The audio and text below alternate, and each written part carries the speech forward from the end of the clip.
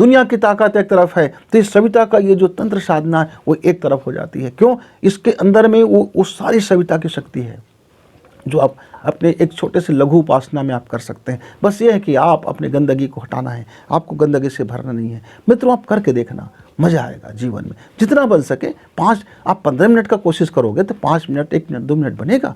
आप 45 मिनट लगे हो तो 1 मिनट तो सधेगा। तो 1 मिनट का जो वो चमत्कार होगा वो बड़ी बात होगा। तो मैं आपको बताने जा रहा था कि मैंने ये आपको वीडियो बनाने से पहले ये प्रेरणा मुझको किसने दिया। एक मेरे मित्र हैं, और वो एक मित्र ने कहा कि हज़ारों लोगों के मेरे पास सवाल आता है गुरुजी, कई हज़ार लोग मुझसे बार बार कहते हैं कि मैं जब भागवत पढ़ता हूँ तो मैं भक्ति में डूब जाता हूँ, रामायण पढ़ता हूँ तो मैं राम की भक्ति में डूब जाता हूँ, गीता पढ़ता हूँ तो मुझे लगता है कि जीवन में ये कृष्ण ही हो गया। मैं जिस भी चीज़ को करता हूँ तो उस समय मेरा विचार तो उसमें रख जाता है। लेकिन क्या होता है, कुछ समय के बाद मैं फिर वही गंदगी में लौट जाता हूँ। मेरे विचार में स्थायी क्रांति नहीं होता, मेरे थॉट में स्थायी रूप से परिवर्तन नहीं होता, मेरे मस्तिष्क में वो स्थायी परिवर्तन नहीं होता, एक क्षणिक परिवर्तन होता है। तो इसके कारण से मैं चाहता हूँ कि अब मैं जब दोबारा पढ़ूँ, अब दोबारा मैं उस रास्ते में जाऊँ तो मेरे अंदर में स्थायी परिवर्तन हो। तो इसके लिए हमको क्या करनी चाहिए? तो मित्रों, शायद ये समस्या लाखों व्यक्ति की है कि वह क्षणिक रूप में वह बड़ा भक्त बन जाता है, क्षणिक रूप में शानदार व्यक्ति बन जाता है, क्षणिक रूप में वह बुद्धिमान बन जाता है, क्षणिक रूप में होशियार बन जाता है, क्षणिक रूप में समझदार बन जाता है, क्षणिक रूप में वो विवेकवान बन जाता है, क्षणिक रूप में वो बड़ा विज्ञान का छात्र बन जाता है, क्षणिक रूप में वो उसका गणित ज़बरदस्त हो जाता है, क्षणिक रूप में उसका साइंस बड़ा शानदार हो जाता है, और क्षणिक रूप में वो अपने आप को बहुत बुद्धिमान भी समझता है। लेकिन कुछ समय के बाद वो सब टाइम फिक्स हो जाता है, फिर कहाँ चला जाता है?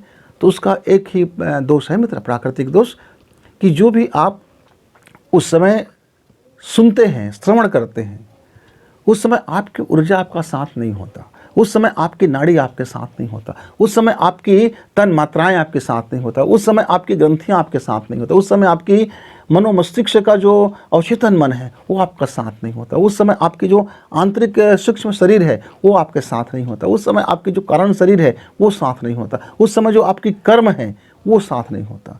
कर्म का फल आपको विचलित करते रहता है, कर्म के फल को आप बदलने के चक्कर में आप भक्ति करते रहते हैं। तो कर्म के फल को बदलने की जो आपकी मनोदशा है, जो अंदर में विचार है, वो इस सब को सत्यानाश करते रहता है।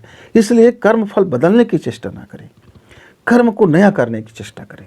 यदि आप जब नया कर्म करने के भाव से जब आप साधना करेंगे तो नया जब कर्म का बीज पड़ेगा और नया कर्म का जब बीज खुआएगा, और जब नया कर्म का जब बीज फूलेंगे तो स्वाभाविक रूप से परिणाम बदल जाएगा। बस एक ही गलती हमसे तो होता है कि हम जब भी भागवत सुनते हैं, रामायण सुनते हैं, गीता सुनते हैं, किसी भक्ति में जाते हैं, मंदिर में जाते हैं, कहीं भी गुरु के चरण में जाते हैं, पाँव पकड़ते हैं, तो कर्म फल को बदल देने की चेष्टाएँ करते रहते हैं, प्रकृति से विरुद्ध जाते हैं, प्रकृति को चैलेंज करते रहते हैं, भगवान पर भरोसा नहीं करते क्योंकि हमको फल बदलने की चाह है।